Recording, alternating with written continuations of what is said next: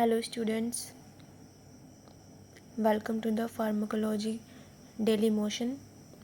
आज हम लोग सबलिंगुअल रूट से स्टार्ट करने वाले हैं, तो देखते हैं ये क्या होता है। The preparation is kept under the tongue. The drug is absorb through the buccal mucous membrane and enter systemic circulation directly.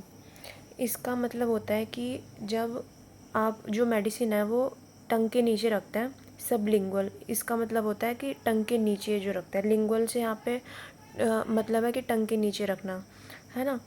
तो इसमें जो है वो फिर डायरेक्टली एब्जॉर्ब कर जाएगी सिस्टेमिक सर्कुलेशन में। इसका एग्जांपल हम समझ सकते हैं जैसे कि nitroglycerin which is use for the prevention of acute attack of angina. इस केस में हम लोग यूज़ करते हैं। एंड ब्यूप्रेनॉर्फिन, इसकी हम अगर ट्रिक से बात करें तो सबके नेता भोपाल है। सबसे यहाँ से मतलब हो जाएगा सबलिंगुअल, नेता से नाइट्रोग्लिसरीन, और भोपाल से माने ब्यूप्रेनॉर्फिन। इस ट्रिक से हम लोग इसको याद कर सकते हैं। और एडवांटेजेस हम इसकी देखें तो क्विक एक्शन देखने के लिए मिलेगा इसका, और खुद से भी हम इसको ले सकते हैं, self administration is possible. It will bypass the first pass metabolism. ये फर्स्ट पास मेटाबॉलिज्म क्या होता है, ये एक तरह की प्रोसेस होती है जिसमें कि जो ड्रग हम लोग ले रहे हैं वो उसका कुछ अमाउंट जो है वो मेटाबोलाइज हो जाता है, जैसे कि लीवर से या फिर अपने डाइजेस्टिव सिस्टम से। तो उसका जो जितना हम उस ड्रग को एडमिनिस्टर करते हैं वो उसका कुछ ही पार्ट सिस्टमिक सर्कुलेशन तक पहुंच पाता है, जिसके कारण वो उतना इफ़ेक्टिव नहीं रह पाता। तो इसमें ये जो है उसको क्रॉस कर लेता है। फर्स्ट पास मेटाबॉलिज्म इसमें नहीं देखने के लिए मिलेगा, जिस कारण इसमें जो है उसकी बायो अवेलेबिलिटी ज़्यादा हो जाएगी।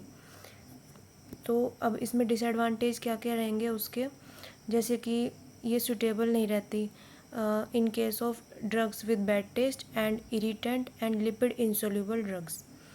नेक्स्ट हम देखेंगे रेक्टल रूट। रेक्टल रूट जो है ये दो तरीके से दे सकते हैं, एक तो सॉलिड फॉर्म में भी और लिक्विड फॉर्म में भी।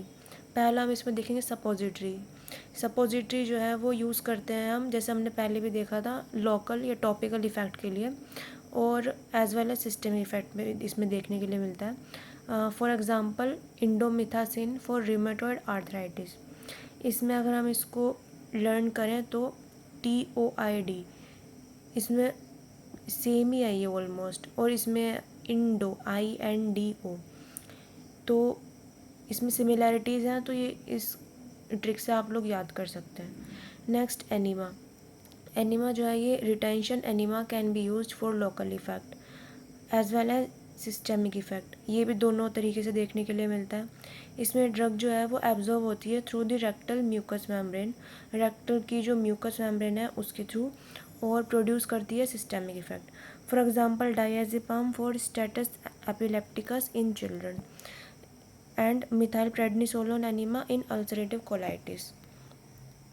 इसमें फिर नेक्स्ट हम देखेंगे पैरेंट्रल रूट्स। ये जो रूट होता है ड्रग एडमिनिस्टर कराने का, अदर देन एंट्रल रूट को हम बोलेंगे पैरेंट्रल रूट। इसमें एडवांटेजेस क्या क्या रहेंगी कि जो ड्रग का एक्शन है, onset of action drug is fast है, वो जल्दी देखने के लिए मिलेगा हमको, तो हम इसको इमरजेंसी कंडीशन में दे सकते हैं, है ना, क्योंकि ऑनसेट ऑफ एक्शन इसका फास्ट है। यूज़फुल रहेगा अनकॉन्शियस पेशेंट में, और जो अनकोऑपरेटिव रहते हैं या अनरिलायबल रहते हैं पेशेंट उनमें, और जिन पेशेंट्स में वॉमिटिंग और डायरिया ये सब रहता है उन सब में हम ये रूट फॉलो करेंगे। और सूटेबल रहेगा किस में, जो इरिटेंट ड्रग्स रहेंगी या फिर जो ड्रग हम लोग ऑरली एब्जॉर्ब नहीं कर पाएंगे उन केस में, या फिर ड्रग जो जिनका बहुत हाई रहता है फर्स्ट पास मेटाबॉलिज्म उस केस में, क्योंकि उसमें फिर बायो अवेलेबिलिटी कम रहेगी। और next drugs destroyed by the digestive juices. जो ड्रग्स जो है वो डेस्ट्रॉय हो जाती है डाइजेस्टिव जूसेस से उन केस में। नेक्स्ट डिसएडवांटेजेस इसकी क्या क्या रहेंगी, जैसे कि रिक्वायर्ड रहती है इसमें एसेप्टिक कंडीशन, और प्रिपरेशन शुड बी स्टेराइल, मतलब वहाँ पे कोई भी कंटामिनेशन नहीं रहना चाहिए, है ना, तो इसलिए एक्सपेंसिव रहेगा। और इसको जो है इन्वेसिव टेक्निक्स में यूज़ करते हैं जो कि पेनफुल रहता है ना। Can't be usually self administered, आप इसमें खुद से यूज़ नहीं कर सकते इसको, आपको हेल्प की नीड पड़ेगी, है ना। Can cause local tissue injury to nerves and vessels, इसमें इंजरी भी देखने के लिए मिल सकती है, जैसे कि नर्व्स में, ब्लड वेजल्स में, एट्सेट्रा।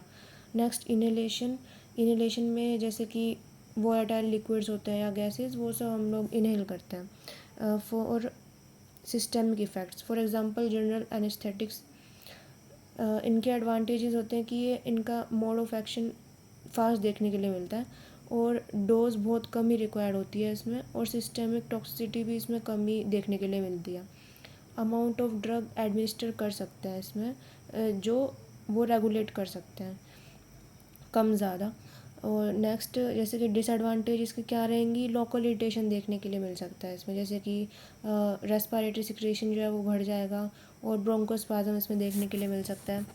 नेक्स्ट हम इसमें देखेंगे इंजेक्शंस में इंट्राडर्मल रूट और सबक्यूटेनियस रूट सबसे पहले हम देखेंगे। तो इंट्राडर्मल रूट में क्या होता है कि ये जो है, इसमें इंजेक्शन जो है, ड्रग जो है वो हम इंजेक्ट कराते हैं लेयर्स ऑफ स्किन की लेयर में, है ना। For example BCG vaccine. और जो ड्रग सेंसिटिविटी टेस्ट होते हैं वो, it is painful and a small amount of the drug can be administered, बहुत ही कम जो अमाउंट रहती है ड्रग की वो हम इसमें एडमिनिस्टर करा सकते हैं, है ना, थोड़ा पेनफुल रहेगा। नेक्स्ट सबक्यूटेनियस रूट, ये जो ड्रग है ये इंजेक्ट करते हैं into subcutaneous tissue of the thigh, abdomen और आर्म, फॉर एग्जांपल एड्रेनालिन और इंसुलिन। एडवांटेजेस की अगर हम इसकी बात करें तो सेल्फ एडमिनिस्ट्रेशन पॉसिबल है इंसुलिन का। डीपोट प्रिपरेशन जो है वो हम इंसर्ट करते हैं सबक्यूटेनियस टिश्यू में, for example Norplant of the contraception. अब अगर हम देखें डीपोट क्या होता है, ये एक लॉन्ग एक्टिंग ड्रग की फॉर्मुलेशन रहती है, जिसमें कि एक बार जैसे इंसर्ट कर दिया आपने, वो इंजेक्ट कर दिया, तो वहाँ पे धीरे धीरे उसका रिलीज़ होता रहेगा मेडिसिन का, मतलब जो वहाँ पे एक्टिव कंपोनेंट होता है, कंपाउंड होता है, और वो जो है धीरे धीरे कंसिस्टेंटली रिलीज़ होता रहेगा ब्लड स्ट्रीम में over an extended period of time which can range from week to the months. Next हम इसमें देखें डिसएडवांटेज इसकी क्या क्या रहेंगी, सूटेबल रहता है only for the non irritant drugs, जो इरिटेंट नहीं करती ड्रग्स उन केस में डिसएडवांटेज इसका रहेगा। और ड्रग एब्जॉर्प्शन इसमें स्लो रहती है, hence not suitable for emergency, क्योंकि इमरजेंसी कंडीशन में तो हमने फास्ट एक्शन चाहिए रहेगा ना ड्रग का, तो हम उसमें दे ही नहीं सकते इसको। नेक्स्ट हम इसमें देखेंगे इंट्रामस्कुलर रूट जो है वो मेनली हम लोग देखते ही हैं, तो इसमें जो ड्रग्स जो है वो इंजेक्ट की जाती है लार्ज मसल्स में, जैसे कि deltoid, gluteus Maximus and wasters लैटरलिस। अब ये जो डेल्टोइड है ये आर्म पे होती है, हमारे ऊपर शोल्डर की तरफ। ग्लूटियस मैक्सिमस जो है ये हमारी लोकेट होती है बटक्स पे, और वास्टस लैटरलिस लोकेट रहती है on the lateral side of the thigh. For example paracetamol, diclofenac, इनका जो है हम वॉल्यूम देंगे 5 to 10 ml। और इसके एडवांटेजेस क्या रहेंगी, एब्जॉर्प्शन फास्ट रहेगा इसका कंपेयर टू ओरल रूट की अगर हम बात करें तो, और इसमें इरिटेंट कमी देखने के लिए मिलेगी। डिपोट इंजेक्शन और सोल्यूबल सब्सटेंसेस सस्पेंशन हम इसको दे सकते हैं इस रूट से, IM रूट से। नेक्स्ट डिसएडवांटेजेस क्या क्या रहेंगी, एसेप्टिक कंडीशन इसमें रिक्वायर्ड रहेगी, इंट्रामस्कुलर इंजेक्शंस जो है वो पेनफुल रहेंगे, और एब्सेस भी कॉज कर सकते हैं वहाँ पे। सेल्फ एडमिनिस्ट्रेशन पॉसिबल ही नहीं है, देयर में भी इंजरी टू द नर्व्स को इंजरी प्रोवाइड कर सकते हैं, है ना। नेक्स्ट हम इसमें देखेंगे इंट्रावेनस रूट क्या होता है। तो यहाँ पे जो ड्रग्स जो है वो डायरेक्टली इंजेक्ट होती है blood stream through a when. तो इसमें जो है ये 3 तरीके से देखने के लिए मिलता है, बोलस, स्लो इंट्रावीनस इंजेक्शन और इंट्रावीनस इन्फ्यूज़न। बोलस में जो है सिंगल और रिलेटिवली जो है लार्ज डोज हम इंजेक्ट करते हैं ड्रग की रैपिडली और slowly into a when. For example IV ranitidine in bleeding peptic ulcer, ये हम इसमें दे सकते हैं। इसमें अगर हम बात करें ट्रिक की तो रणबीर से हम ये लोग याद कर सकते हैं। रन से मतलब रेनिटिडीन और बीर से मतलब इन ब्लीडिंग पेप्टिक अल्सर और बोलस, उसमें यूज़ करते हैं। ठीक है, नेक्स्ट हम इसमें देखेंगे slow intravenous injection. Slow intravenous injection में for example morphine in myocardial infarction, M for morphine, M for myocardial infarction, तो ये उस ट्रिक से याद कर सकते हैं आप। और इंट्रावीनस इन्फ्यूजन में for example dopamine infusion in cardiogenic shock, जैसे कि mannitol infusion in cerebral oedema and fluids infused intravenously in dehydration.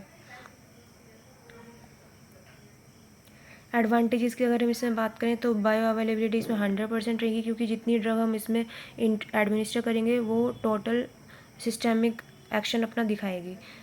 और क्विक इसका ऑनसेट ऑफ एक्शन रहेगा, so it is the route of choice in emergency condition. Example intravenous diazepam to control convulsions in status epilepticus. Large volume of fluid can be administered, for example, intravenous fluid in patients with severe dehydration. Highly irritant drugs, for example, anti-cancer drug, can be given because they get diluted in blood. Irritant drugs भी हम इसमें दे सकते हैं।